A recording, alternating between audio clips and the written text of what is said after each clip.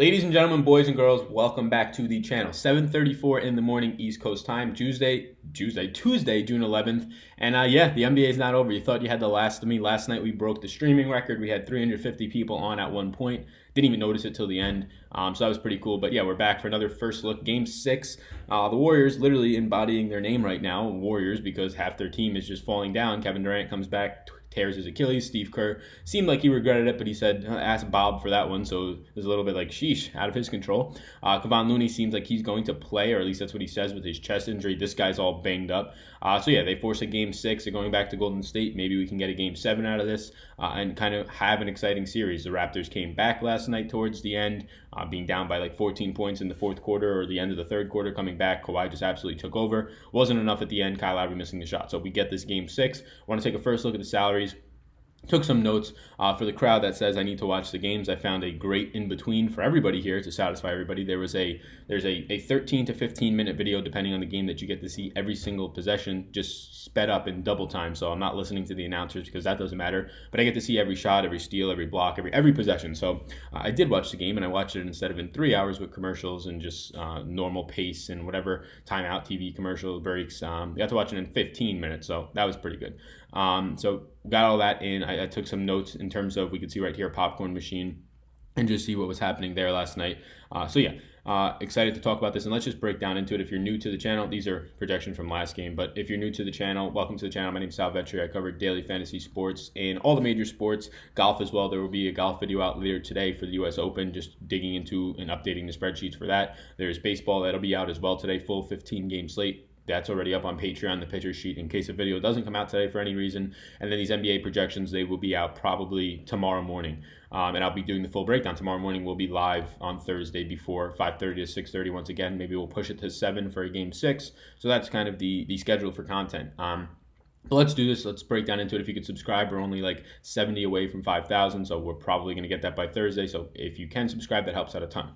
Hit the like video and let's get into it. So we saw last night that KD is now done, ruptures his Achilles, and I said in the live stream that that was a real possibility. Like, if KD is out there, he's going to try and play 40 minutes. I mean, he played 9.5 minutes in the first quarter, so he was well on pace for a 40-minute game, which I hadn't projected for. Some other sites were around 25. There's just no way that Kevin Durant was going to play in that game and not give it his full go, right? He played, 9.5 minutes in the first quarter. He came out. We can look at it real quick here.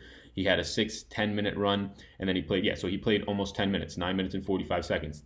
On pace right there for 39 minutes if he didn't get any extended run in the second half.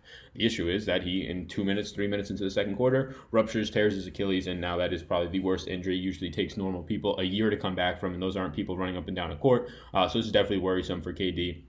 If it is in fact torn, he's not going to be ready for the regular season, beginning of the regular season next year. And yes, that's exactly what the risk was. You are going to be a free agent, and now you have no Achilles. And even if you are a great player, you are aging, and this is probably one of the worst injuries a basketball player can sustain. So that's very scary. So yeah, KD coming back. Kevon Looney, we saw him get hurt in the second half, and we kind of, because of Kevon Looney getting hurt, we got to see Boogie Cousins come alive for a little bit. And let's talk through all that. So Curry's $12,000. Yes, he goes for over 50 points. He still scored less than Kawhi Leonard. He should not be priced more than Kawhi Leonard. I understand that KD is now out.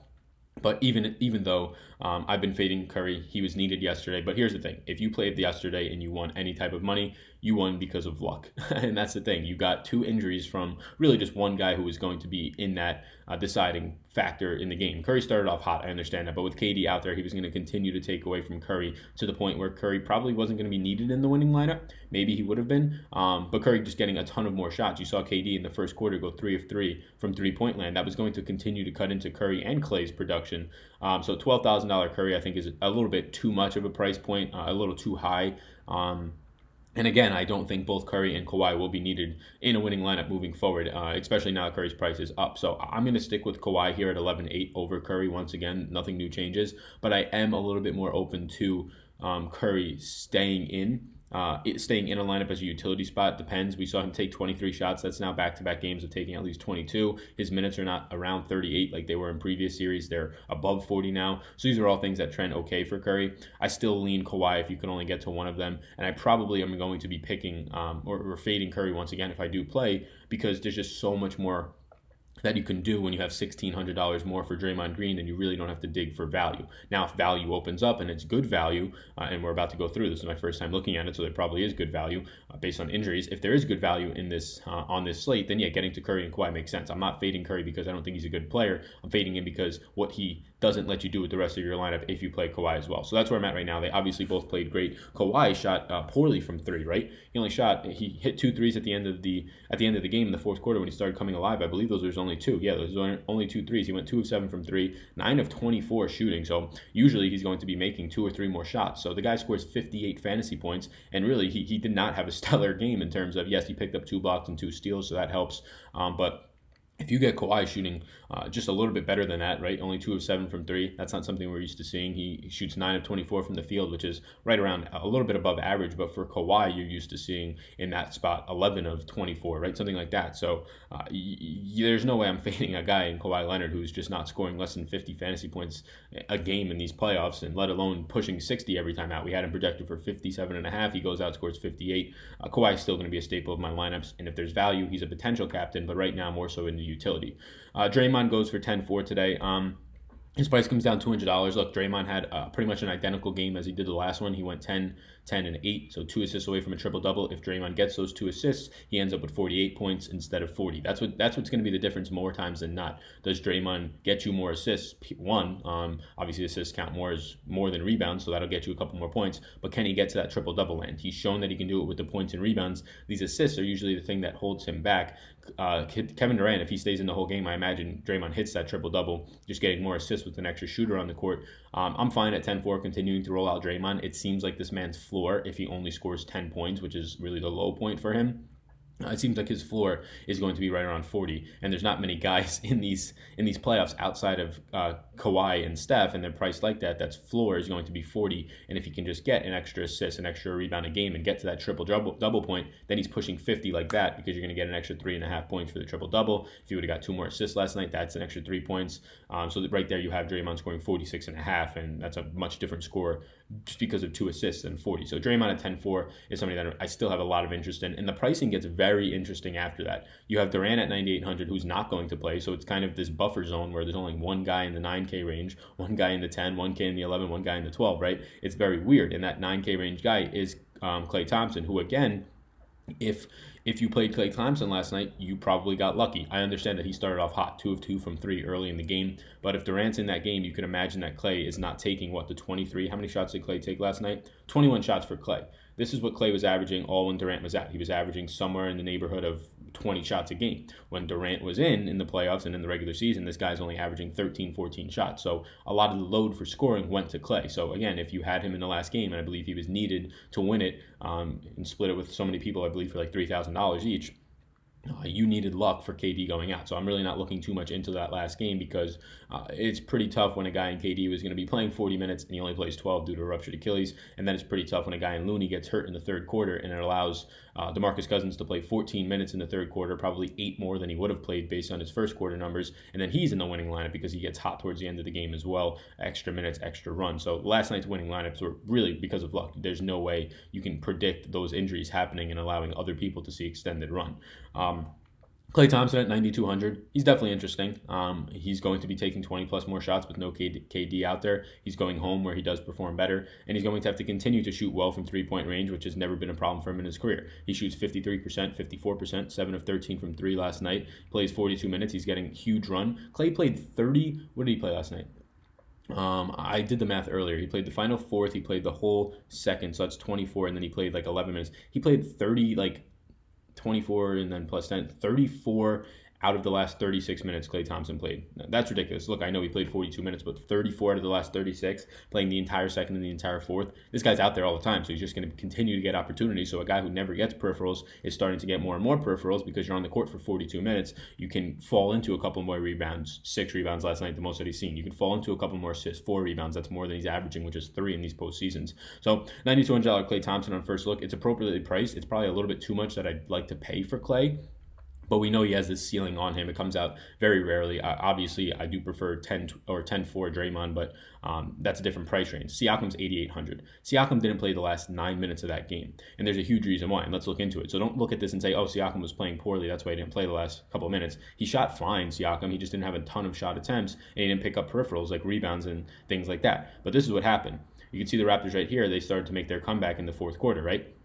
They go on a bunch of runs, a 10-0 run at the end of the third quarter. Siakam's out there for that. But then in the fourth quarter, they continue to go on a run, and they close out on a 12-2 run. Who's on the court during that 12-2 run? Norman Powell. Norman Powell saw 10 minutes in the fourth quarter. All of those minutes, most of those minutes took away from Siakam, about 7 of them, 7 of the 10. And the reason why, you're on a 12-2 run, making a huge comeback against Golden State in the fourth quarter, you're not going to take the guys off the court that are doing well, right? You keep them on the court. So who was the guy who saw the brunt of that? Well, it was Siakam. He only played 34 minutes in the game. He misses out on 9 minutes right here in the fourth quarter, which usually he's probably going to be playing this whole fourth quarter. If he doesn't play the whole fourth quarter, he's going to play out of these 9 minutes, at least 7 of them, right? He gets a quick little 2-minute break. And if that's the case, he's going over 40 minutes again. So I wouldn't look too much into it in terms of why Siakam wasn't on the court. If anything, we get a very nice price adjustment on Pascal Siakam at $8,800. As of right now, he is the lowest priced guy, or the most underpriced guy on this slate, and I like him a lot. We were talking last game how he was $1,000 difference between him and Kevin Durant when he was 10-6,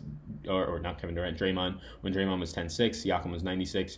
Now there's a huge difference. There's a $1,600 difference. You know the last time we had a $1,600 difference? Game 1 when Draymond was 10-6 and Siakam was 9,000 and Siakam went ballistic. I'm identifying Siakam in that same type of role right now where he's just ridiculously underpriced for not only his ceiling but also his floor. Look, I get it. Siakam went out there last game and he only scored, 21 fantasy points. That's with a guy still shooting fine. He shot 40%. He didn't pick up rebounds. Rebounds are a pretty volatile stat, and he's a guy who gets rebounds in games, right? 8 rebounds per game. He didn't pick up any peripherals, which is a volatile stat, which should bounce back his way more times than not. And when he's not getting those, right? If he's going on a streak when he's not getting a steal or a block in a game, eventually that's going to come back around. It's a volatile stat. So Siakam at 8,800, not playing the final 9 minutes of the game, primarily because the last 2 he didn't play because they needed 3-point shooters. They checked Danny Green and Fred VanVleet into the game to close it out. They needed guys who can hit a 3. We saw Lowry not make the game-winning 3 at the end. But the reason why was because they were staging this comeback. Now, if that game is closer, and it did not have anything to do with the Warriors trying to play small, especially because once KD went out, Kevin or DeMarcus Cousins was on the court for pretty much the rest of the time in that third and fourth quarter. So he got 14 minutes out of the last 17 minutes of the game, Cousins out there. So Siakam, I'm not worried about his time not playing. It was because they were on a 12-2 run. Siakam is going to continue to play 40 minutes in any situation when that occurs. So $8,800 for Siakam is well underpriced. He's a guy that I have a lot of interest in right now. Kyle Lowry played great. He played 42 minutes. He got his full run as a point guard, and he just had enough time out there. He shot well, 8 of 16, 50%, which was good to see, especially with Clay on him for a good chunk of that. $8,000 for Lowry. Price pretty much stays the same as it was 2 games ago. I think Lowry's still fine and in play. That's an appropriate price. Marc Gasol at $7,000. He was my captain yesterday, although I had KD in my only lineup, so it didn't work out. Gasol was the captain who was needed. And here's the thing. Gasol shot... let's see what Gasol did, because he got 30 fantasy points, but he only shot 6 times. He shot the least times that he's shot all together in this postseason. He just shot exceptionally well, 4 of 6 from the field and 2 of 3 from downtown. And he only took 6 shots. Again, the least that he's seen in these NBA Finals, the least that he's seen in a while. So I think $7,000 Gasol is beginning to become appropriately priced, but this is a guy who's going to stay out there for 30 plus minutes. He's going to have, 3 plus 3-point attempts per game. And if he could just get some, if he can shoot well and just get some peripherals, which a center usually does, get your rebounds, maybe a block or 2, then at $7,000, he still can very well hit value, and he could still very well have his ceiling in play. Gasol played a good game, a great game, but on limited shot attempts. If he gets his normal shot attempts closer to 10 instead of 6, this guy has a chance to hit his ceiling around 35, 40-point range. He only goes for 30, was still a viable captain and the needed captain at $6,000. $7,000 is, in my opinion, still too cheap. He should probably be somewhere around the $7,500 mark. Fred VanVleet's price corrects now. He's $6,600, and at that price point, he's a little bit too expensive. Look, he's going to continue to get run out there. He hit 2 big threes in a row when the Raptors were staging that comeback, but he's not a guy who I really want to get to for just many reasons. The peripherals in terms of assists aren't going to be there as much, especially when he's out there running alongside Kyle Lowry, and the only way that I really want to take a shot on VanVleet is if I'm getting value from him, because his ceilings are really only around 30 points, and that's if he's shooting well, because, again, Kyle Lowry's out there soaking up his assist rate. So $6,600 for a guy whose ceiling might be 30 points is not something that I want. Now you might be saying, Sal, Fred or Marcus Saul has only been seeing 30 points, but that's not true. He scored 37 and a half a couple games ago, and he has a ceiling very much so around 40 if indeed he does take a couple more shots and he picks up an extra block, which as a center is much more viable than him picking up a block than Fred VanVleet, who's been playing a lot of shooting guard alongside Kyle Lowry. So $6,600 for Fred VanVleet. I still prefer Marcus Saul for $400 more, and then I still prefer the guy who's cheaper by $800, DeMarcus Cousins. $5,800 DeMarcus Cousins, price comes up $1,000. If you played DeMarcus Cousins yesterday, you probably did fine. He had 26 fantasy points in 20 minutes, but you got very lucky. You got very lucky that Kevon Looney got injured, and this is why.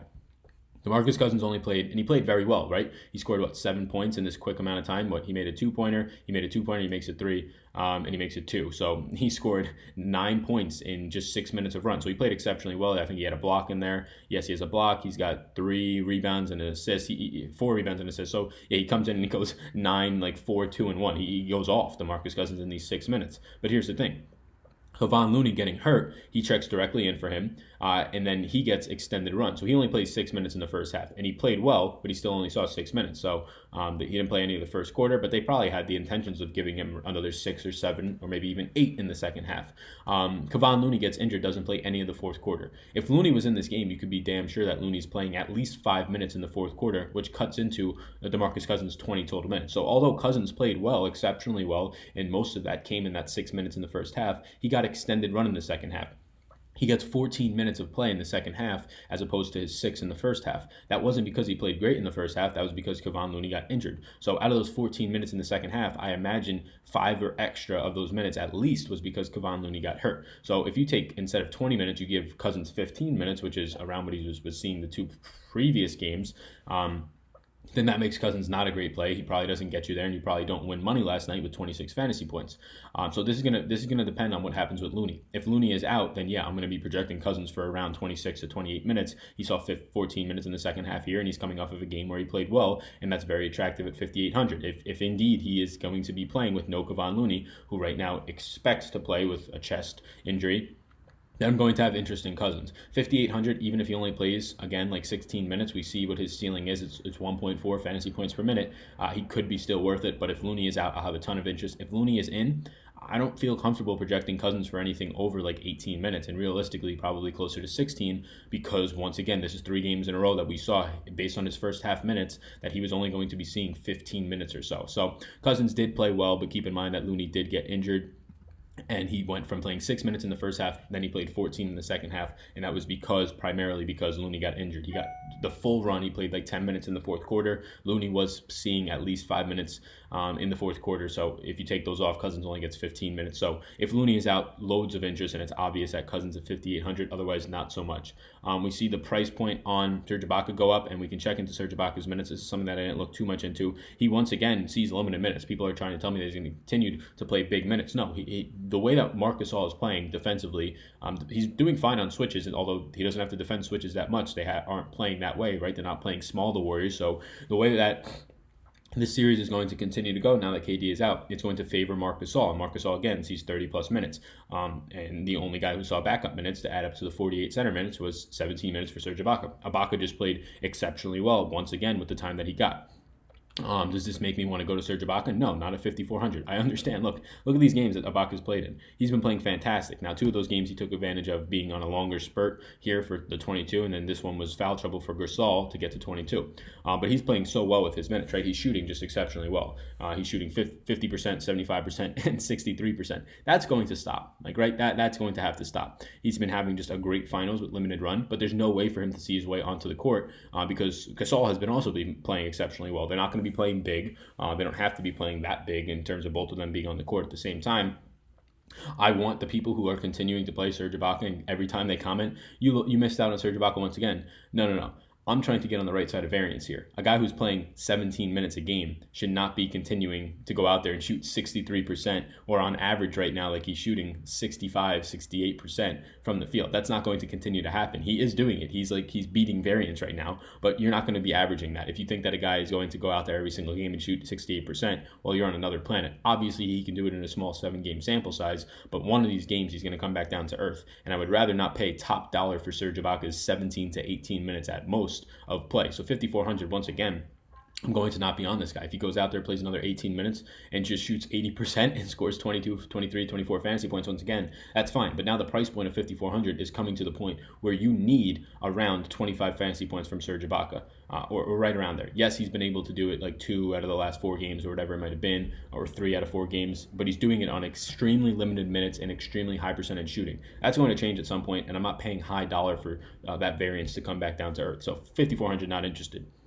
Kevon Looney at 5,000, really not interested as of right now. If we get news that he'll be no minutes restriction and he's starting or something like that, it's more interesting. Otherwise, the way that Cousins played in the last game, I think that Cousins is going to be kind of locked into at least 18 minutes. You're still going to get Bogut out there for probably around 10 minutes if there is no KD, which it does not seem like that, which then leaves realistically like a ceiling of around 20, 21 minutes for Looney. And if he's going to be playing this injured, yeah, I don't really want any. We've seen that this matchup is just all overall extremely brutal for him. His only decent performance was the first half in Game 5 for Kevon Looney. Outside of that, he's been playing extremely poorly against this Raptors team. I don't want any Kevon Looney at $5,000. $4,800 Iguodala, he's going to be the biggest beneficiary of, and you could say Clay and Steph getting more shots, but he's going to see the biggest beneficiary in terms of minutes with KD being out. $4,800 Iguodala is way too cheap. He saw 30 minutes in the last game. Did not play that great, but if he's in bad games, if he's going to be still getting 20 fantasy points or so, and again, only saw 30 minutes in that last game, I imagine that number goes up with KD playing the first 12. They were alongside each other for some of them. If that's the case, at $4,800, I'm very interested in Iguodala. This is a guy who's going to be locked in now to probably around 32 minutes. Danny Green at $4,400, his price stays the same. Once again, Danny Green shoots poorly. Look at the minutes. This is the biggest thing for me. I'm still interested in Danny Green because these minutes are stabilizing at a high point of 32. And his shots, he's been shooting terrible. He's 1 for his last 11 after going 6 for 10. He's a streaky shooter. If these numbers correct themselves, right? If he goes one game, just give us 2 3-pointers and just shoot 35% from the field. Well, in this game, he'd be scoring 22 fantasy points. In this game, he'd be scoring, if he hits 2 more threes, right around 20. And that's going to be coming closer to where he's going to be needed in a winning lineup. $4,400 for a guy who's going to play 30-plus minutes and is very much variant on 3-pointers is never great. But when you're in this range on a showdown slate where nobody else is that great, and Sean Livingston is now $3,800, yes, I much prefer Danny Green, who's going to get double the minutes than Sean Livingston for only $600 more. Between Danny Green and Iguodala, this is something that I'm going to have to break down into, but it's most likely going to be Iggy for me because his floor is just way higher than Danny Green's. Iggy's not going to go out there and only score 8 fantasy points, which Danny Green very much can. He's only scored 13 and 11 in the last 2. But when it's compared to Sean Livingston and Danny Green, it's going to be Danny Green for me. The ceiling's higher, double the minutes. So I like Danny Green. The low end is garbage. Sean Livingston at $3,800. Draftkings is pretty much telling us now, no, you cannot have this freebie in Sean Livingston anymore. He played terrible in the last game, right? And this is the problem with Livingston. His floor is literally in the teens. We had him projected for 9 points in this game, and he goes out and he only scores 4. So Livingston at $3,800, he'll probably get lower ownership on him because nobody wants to go there. And quite frankly, I don't want to go there even at the low ownership. So these guys down here, Quinn Cook got to see 10 minutes, 2,600. He becomes interesting. Andrew Bogut, if you get in Kevon Looney being out, Andrew Bogut's probably going to be seeing probably closer to 15 to 18 minutes, and at $3,200, it becomes interesting on a slate where there's no value. That's something that we'll have to check back into tomorrow on my breakdown, and we'll probably get more news on Looney. If Looney's in, no interest in Andrew Bogut. Quinn Cook saw 11 minutes. He was the biggest beneficiary because McKinney only came in for like 2 or 3 minutes when KD went out, which was interesting to me. There was still no Jerebko. Jordan Bell saw 4 minutes in the second half when Kevon Looney got hurt, so really nothing that I want there. The only guys to really note down here are Quinn Cook, who saw about 11 minutes, but he's terrible. Even if Quinn Cook is going to see 15 minutes at 2,600, I probably don't want that. Now, realistically, I would probably take a dart on it, but 11 minutes of play, only scores 7 fantasy points. This guy is not going to get you there ever, really. So I don't really want any Quinn Cook. I think that McKinney is going to get more minutes stabilized with KD being out, closer to his 8, which pushes down Quinn Cook to like 6 or 8. And Norman Powell, people are going to want to jump on him because he played like 12 minutes. Norman Powell, keep in mind, he got extended run in the fourth quarter because the Raptors were on this huge like 15-5 run, 12-2 run, which kept Pascal Siakam off the court, and they kept Norman Powell on. That run lasted like 6 or 7 minutes.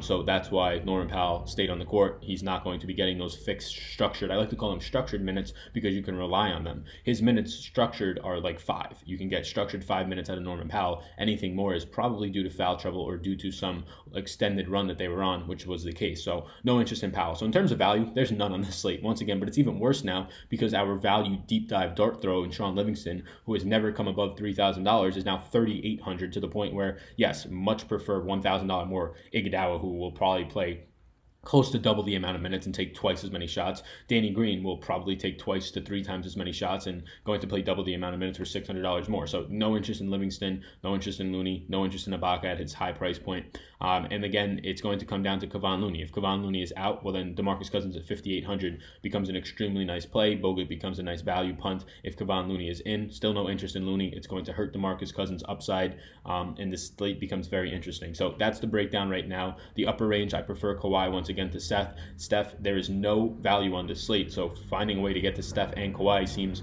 pretty risky. You probably have to punt with an Andrew Bogut or a Quinn Cook.